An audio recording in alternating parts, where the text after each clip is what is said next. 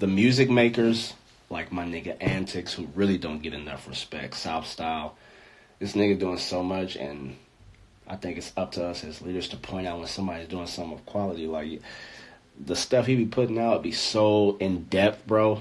Like, I think people just pass it up, but that's just my opinion. And I really think that he really needs to get, and he be going in, bro. He'll come up off the tracks, then come up off analyzation, then get straight to getting buck, and then end up in the top 16 and end up winning. And it's like, dang, I didn't even plan for that. Like, that's a buck nigga right there. So salute to the style rips, you know what I'm saying? If you wasn't a style rip nigga, still salute ANTiX nigga, the Joker. He been doing some real Krump, like thorough Krump shit right now. Like, I respect it to the utmost. You know how your throat get a little tight. Appreciate that, big homie. All right. So, let's get it. Is it a crime for us to have more than one street culture? This is no subculture. This is what we work for.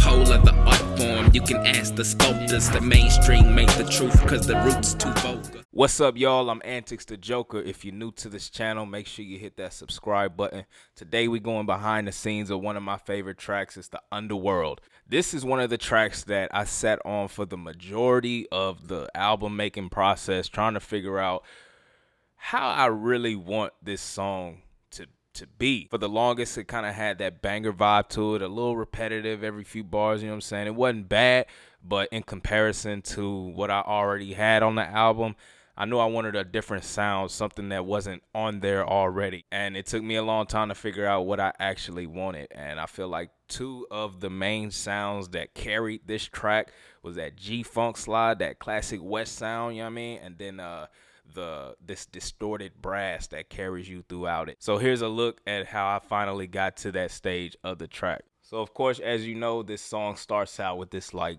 dark piano.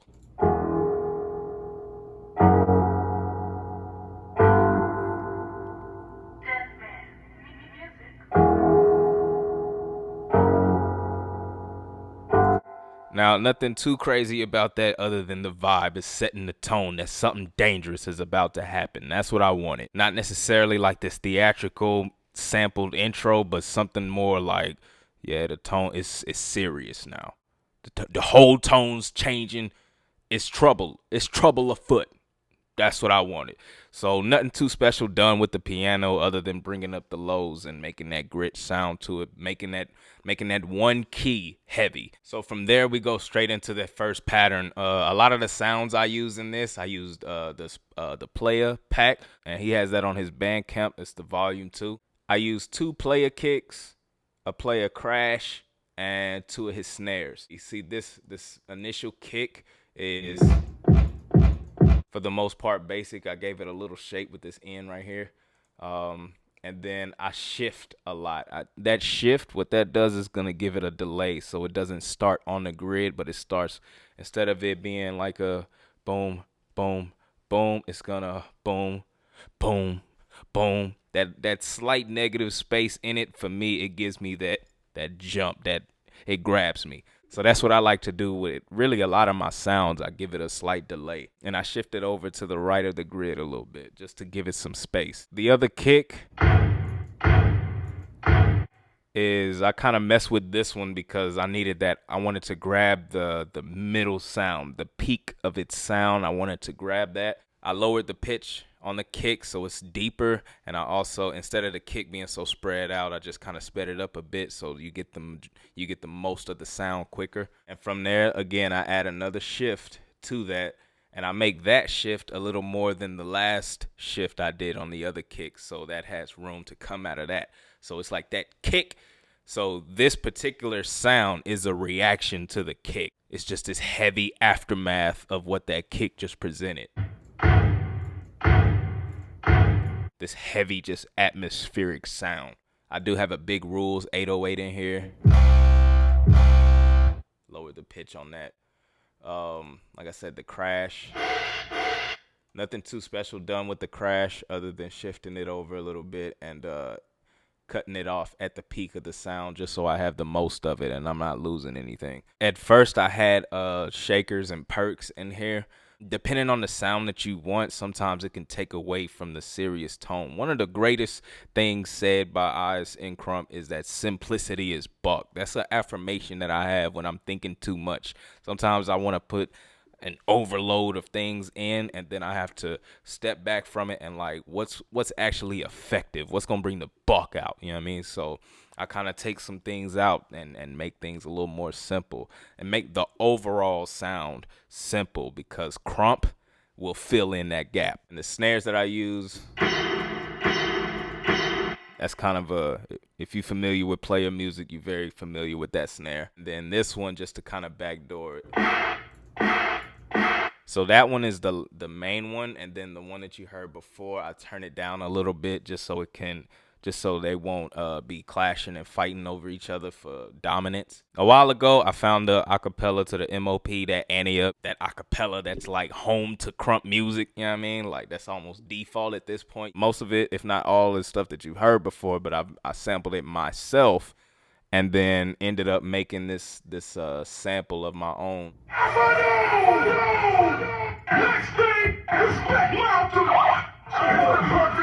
Now I have just the hype portions of that acapella, and then so I could kind of drag and drop wherever I want it on my own. It's a little bit easier. So that's when I go in and I grab that blow, that good old famous, you know what I'm saying? And from there, I could take that sound, add some reverb to it, chop it right where I want it to get its most effect. I bring the pitch down and shift that, you know what I'm saying? So that way that has a delay and that's not sitting right on top of a kick. A lot of times it'll be like that blow can be on a kick, but if I have the a hype or some kind of vocal as a reaction to something, I think that'll make it more effective. Overall, the main pattern will sound just like this.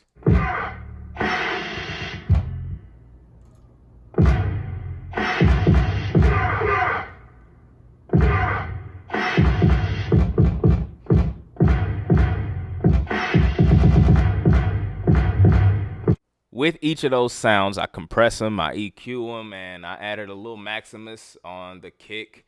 I actually add a little gross beat to the snare just to give it that little tss, you know what I'm saying? So now that, again, each sound I want to have a life of its own. Every sound that I use, I automatically compress it and EQ each sound.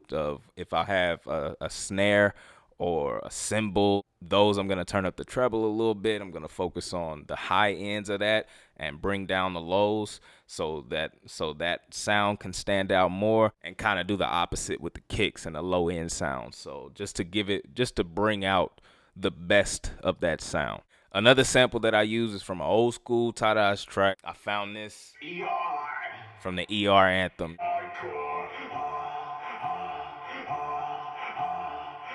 So with that, I added a little free filter to it and some slight reverb, and of course compress it and EQ it. Those are the underlying sounds and patterns throughout this whole track. One of my favorite sounds that carries throughout the track, you first introduced to this distorted brass that I came up with in the CHOREO plugin. Did a lot of messing around with stuff. That sequence alone is one of the buckest things that I can hear in Krump. When I first heard that melody back on Training Decade, that's just one of those sounds that's just like just the ultimate sound. So shout out to Braveheart.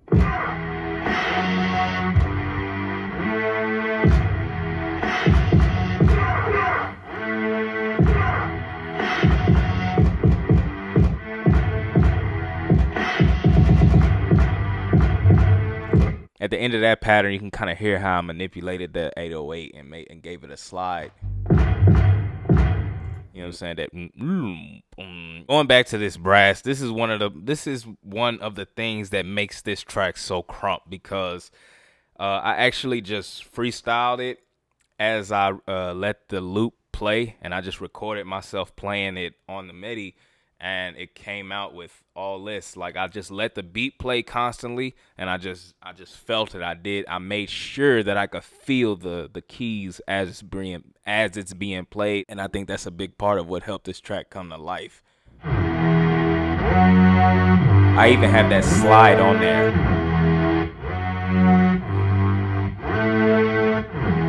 That way, if it lands on a kick, it's still breathing room for that to creep in, you know what I mean?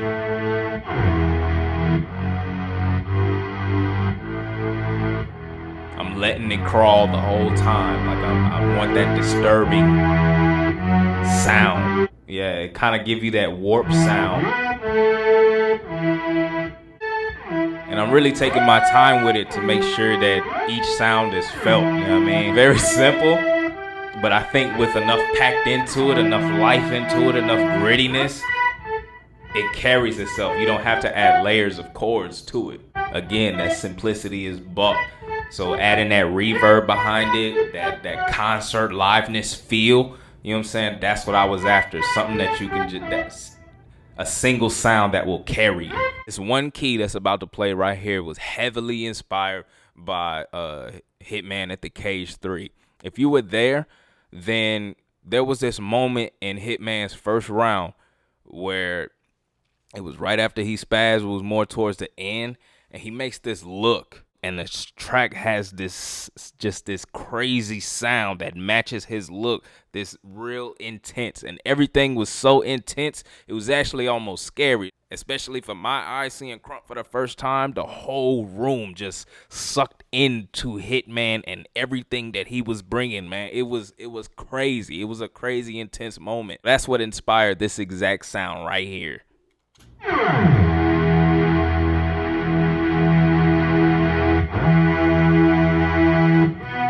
With that placement in the track, you'll notice that the whole vibe of the track changes. It goes into a completely different part, and that's what I wanted. So that's what inspired that. Now, the other main sound that's going to stand out in this track is that G-Funk slide that I was talking about, that real classic West Coast. If you don't know how to create that sound, you can go right down here and then go up to GMS. What it would sound like basic. So what I did was I turned this mono importer on, hit that slide up, turn that all the way up to 99, and then added a shift to it, and then you're gonna hear the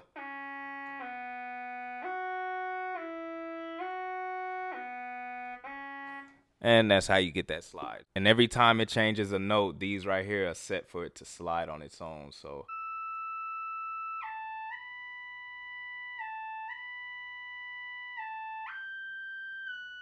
in the lower pitch.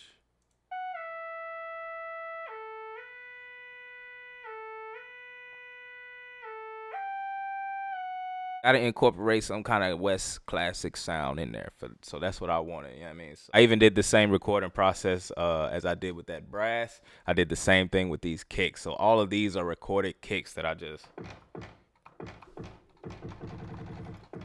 you know what I'm saying? As the beat was playing, I would just, wherever I felt it, bang, you know what I'm saying? So it was a real reaction. That's really how I felt when I was making it. So every now and then I would go in, leave some space to give the track some breathing room, whatever instrument I wanted it to stand out, and it goes from there. So all together you have one.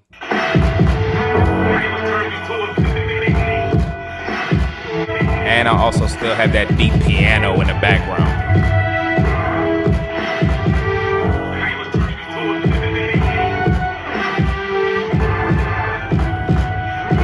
I also have this acapella that I sample my voice from. It's simple. I'm about to ante up the tempo. That hypo turned me to a fiend. I made that a sample, added a gross beat to it. Added a little gun sound effect.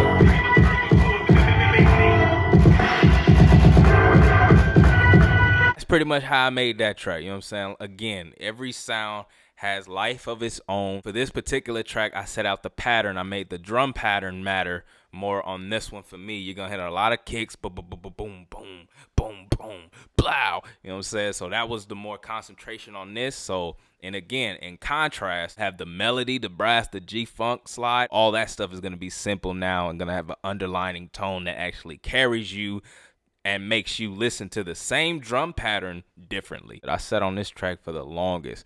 Funny story about this track. I sent one track that I wanted Tadas to rap on. I sent it to him, and this was included in the message.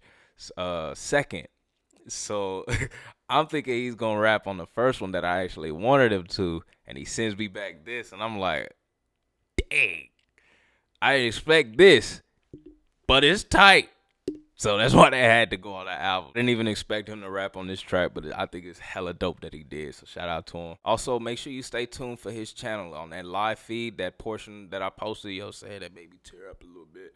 He was also talking about, you know what I'm saying, the upcoming events, how on his YouTube channel, he wants to get some weekly Krump lessons on how Krump music should sound, a certain vibe that Krump music should carry. You know what I'm saying? He's helped out a lot of the producers. And of course, myself, make sure you subscribe to his channel. Also talked about how the Buckster website is going to drop December 1st. We got a Buckster movie coming. Man, look, man, there's some big things happening in Krump. If you like this video, make sure you subscribe, comment. If this video helped you out on some, on how you see Krump music, on how to develop in your own, let me know. If there's stuff that you want me to go in more detail about, let me know that as well. Overall, I'm just kind of sharing my experiences versus teaching you what to do with each individual sound, levels of compression, the EQs, you know what I'm saying? If enough people want me to go into detail about that, that's cool. If you know music production and music theory already, but you just want to kind of get more into Krump sounds, making it actually Krump, hopefully my experience can help you out. I'll definitely get back to the Try Not to Hypes during the week. There's another song that you want to go behind the scenes on. Like I said, the next one I think I'm gonna do the Rowdy, and I want to do the Caution with Lil Rockstamus. But even like I said, we can even make a beat on here. I'll show you my step-by-step how I make a brand new beat, introduce some exclusives. I got a lot of underground exclusive anthems that I've made for people, and I can show you how I made those tracks too. Get comfortable, man. Make sure you subscribe. It's a lot to come on this channel. I appreciate y'all for watching. Yeah. Deathman. Music. This is for Buck niggas. Yeah. This is for. You know what? As soon as I ride up, your squad is getting tied up. You say anything other than eyes up, and that's gonna get me fired up. Bang time for you niggas though. Your jaw is getting wide up. I need space when I come through the buck. The mouth and jaws ain't even wide enough. What you niggas hiding from? I see you in the dark. You